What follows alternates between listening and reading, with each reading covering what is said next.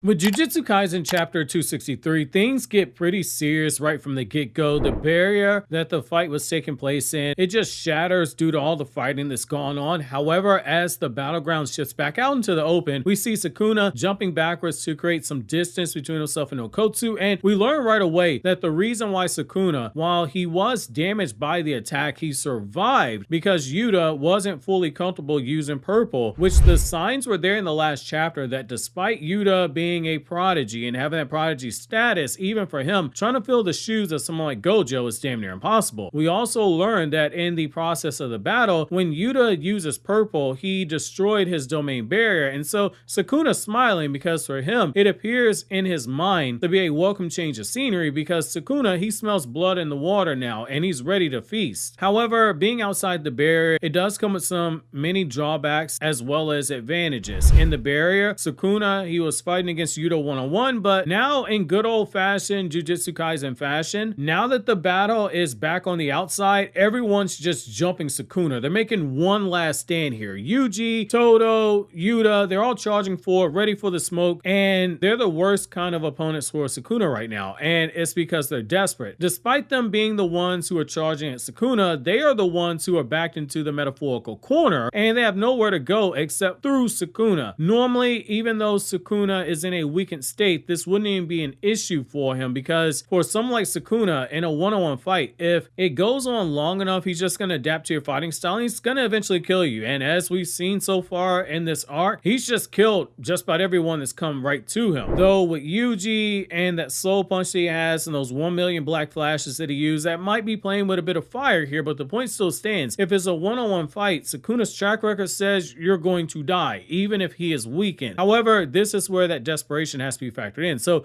Todo tells Yuta, hey, as soon as you're able to start using purple again, just start spamming it as many times as you can. Just shoot right through us, which is a reminder. He's saying that because, hey, they just used the domain expansion, and after you use domain expansion, there's like a cooldown period before you can go back to using those types of techniques. And so he basically says, even if you have to shoot through us, that's fine because he's got the bright idea. It's time to use Boogie Woogie at the moment where it would impact. And he's doing that in the hopes of tagging Sukuna with those attacks, which that's very smart just given the usage of the technique. It's desperate, but given how desperate of a move is, it just speaks volumes to how dangerous the King of Curses Sukuna is, even now in a situation where the narrator reminds us that Sukuna is going to have trouble using his curse techniques now that they're outside that domain clash. But this is where it gets very, very interesting. So Sukuna isn't the only one who's having those performance issues. So too is Okotsu, or so that's what the narrative wants you to believe. But as we'll see later on, even though Yuta is in a less than favorable position right now, he is still easily one of the co-MVPs this chapter. Yuta, he falls onto the ground in mid-stride, and Yuta begins to freak out because he realizes what it is that's happening. Kenjaku's curse technique, it has reached its limit before the 5 minutes were up, and Yuta is taking stock of his situation from why he might have lost the ability to use Kenjaku's technique to what's going on with his own copy technique itself in Rika. Yuta, he made a critical mistake, or rather he made a critical oversight at the wrong possible time because it was unexpected and it just continues to trend in what we've been seeing. Yuta is a prodigy, but someone like Gojo and even Kenjaku, they are just special. But so too is Yuta because even when he's made a mistake, it still leads to some accidental brilliance. So Yuta is wondering if Kenjaku had some kind of a secret that allowed him to use this technique right after the domain expansion, and it makes you look at Kenjaku a bit differently now. For as broken as Yuta's copy technique is, the two people who he's had the most trouble with when using this have been Gojo, the strongest hero on the good guy side, and Kenjaku, one of the primary antagonists of the story. It's a very poetic yin and yang balance, especially given that Kenjaku was using Geto's body, and Geto and Gojo, to a degree, they were a yin and a yang when they finally split. The moment that Yuta has been taken out of the fight, Sukuna, he lunges into attack with a black flash on Todo, and in the process, Sukuna escalates things by breaking part of Todo's Vibra Slap to target his Boogie Woogie. And Todo realizes that things are escalating because Sukuna, he's in a zone right now, and Todo shows how much of a genius he is because he adapts right there on the spot by slamming it into his head to activate a swap with Yuji's position. Now this changes everything. So this allows Yuta to begin to attempt to blindside Sukuna for the 100 rematch that they've had since this battle has taken place since Sukuna has killed Gojo. This is like round 101. And Todo is playing the ultimate support role here because he clocks the fact that despite Okotsu's situation where he can't move, he is still useful because the shards from his barrier, they are still floating in the air. And there's quite a few of them. There's like thousands of them in the air. And that allows for him to use multiple creative ways to use Boogie Woogie, which allows for Yuji to start wailing on Sukuna from all angles. And each punch that lands, it just continues to hammer away at the barrier that contains Fushiguro's soul and split it from Sukuna. That's the goal. And so basically, Yuji's back to his original plan. Bust Megami out at all costs. And as he's doing this, he's telling Fushiguro, wake up, you bum. Only this time, Yuta is ramping things up in a more desperate manner. He's flipping the tables on Sukuna because he's adding Dismantle directly to target the barrier between Sukuna and Fushiguro. And so he's basically taken out a page from Sukuna's book to make those more targeted strikes and make them more powerful. In this moment, it's a very poetic justice for the 1 million binding vows that Sukuna has used since the Gojo fight,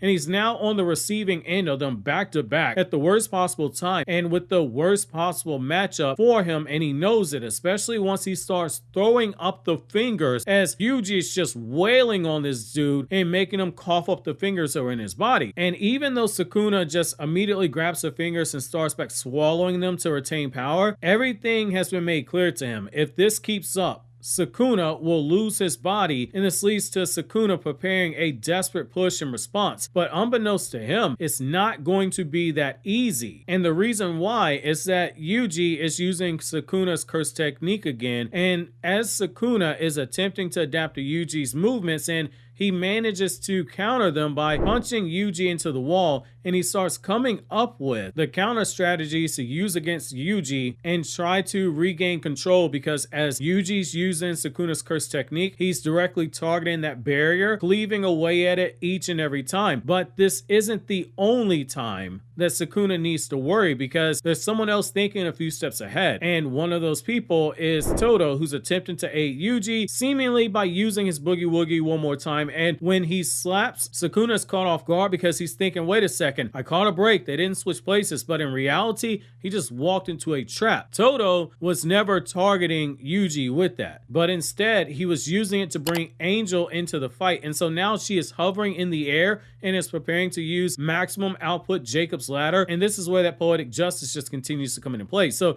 the narrator reveals that Yuji wasn't the only one making binding vows. So too did Todo, who used it to extend the range of his Boogie Woogie. And it was all because Yuta's big plan to have Angel kept off of the battlefield during this whole time, where Yuta was using Gojo's body, and the plan was to have Angel use Jacob's Ladder once things got to a certain point to finish off Sukuna. And this explains everything in terms of how desperate Yuji was getting, where he's using Sukuna's curse technique to target the barrier. He's hitting him as much as possible because Angel was being set up as the Chekhov's gun to be used to take down Sukuna. That's why when Yuta explains his plan to Angel, saying that they're going to make one big final push, all or nothing gamble to split Fushiguro from Sukuna, he reveals that they're going to take advantage of this copy technique where everyone is so focused on the number of techniques that he possesses that they don't really think of the chance that the original user of the same technique has of coming back into play at some point. Yuta reveals that those who know how copy works, they are the ones who are most likely to fall for that trap because they're overthinking, because it's such a dangerous technique that they don't take time to look at the simple things that he just laid out. It's a hidden move with a hidden move. Gege further highlights this by showing two jokers in the example, which all my people who play spades, you know exactly what it means when you're playing spades and you get a really good hand and you got two jokers in your hands and you got some aces. You got a few trump cards that you can use, especially with those jokers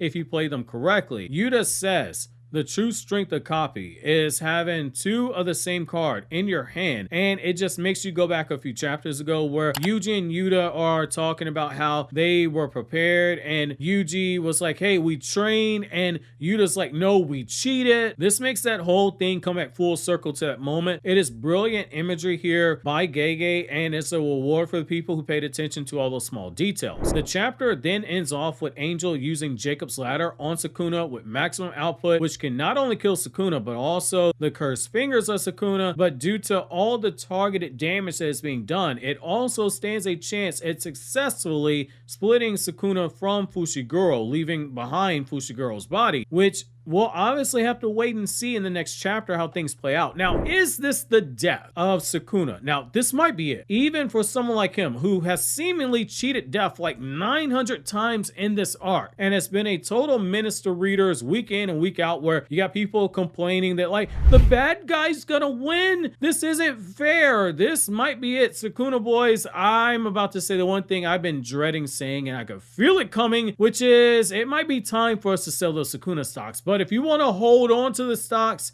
you want to buy the dip, because Sukuna did eat that pretty important object that is linked to the merger, and the merger has been hyped up as this end of the world scenario. If you still want to hold on to that hope that this will come back into play, then you can hold on to those Sukuna stocks I'm personally selling. And if you do sell those Sukuna stocks, don't forget to click here on the left for another anime explain video, or click here on the right for some of the Jujutsu Kaisen content here on the channel.